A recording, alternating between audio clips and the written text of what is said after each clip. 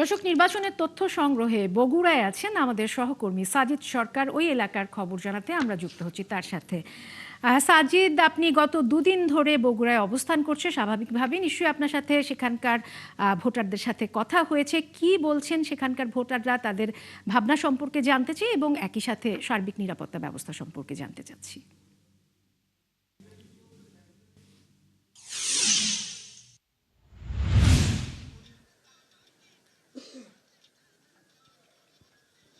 তাই এলো ইনোভার, যেন আপনি লাইফে থাকেন রেডি প্রতিদিন।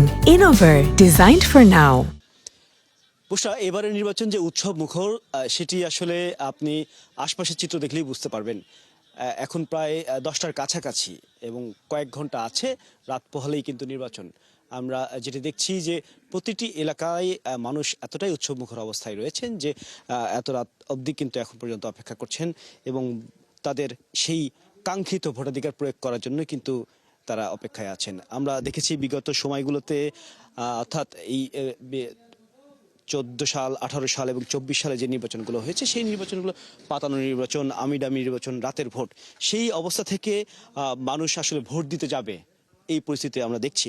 আমরা একটু কথা বলে আসতে চাই, এবারে পরিবেশ কেমন দেখছেন এবং আপনাদের সেই কাঙ্ক্ষিত ভোট দেওয়ার সময় এসেছে, কি ভাবছেন? আমরা ভাবছি যে আগামীকাল ভোট সকাল 7:30 থেকে ভোট গ্রহণ শুরু হবে। আমাদের খন্দকারটোলা 6 নম্বর ওয়ার্ড, এখানে উৎসব মুখর পরিবেশে আমরা সবাই ভোটে অংশগ্রহণ করব এবং ইনশাআল্লাহ আমাদের এখানে ধানের শীষ বিজয়ী হবে, এটা আমরা আশা করছি। এবং আমরা ভোট চাই ভোটারের, দোয়া চাই সকলের, সুষ্ঠু এবং শান্তিপূর্ণভাবে যেন আমরা। ধন্যবাদ। আপনার আরও অনেকে আছেন, অনেক তরুণ ভোটার, একই সাথে সব ধরনের নাগরিকরাই আছেন। আমরা একটু জানতে চাই পরিবেশ সম্পর্কে একটু বলবেন। ধন্যবাদ 21 টেলিভিশনকে, 71 টেলিভিশনকে।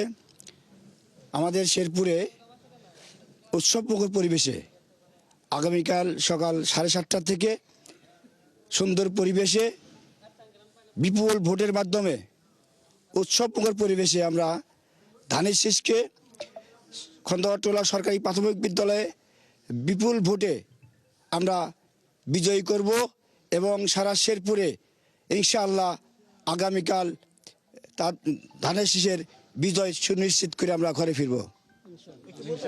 কোন আসনে কোন কেন্দ্রে কোন ধরনের জটিলতা বা আশঙ্কা আছে কিনা?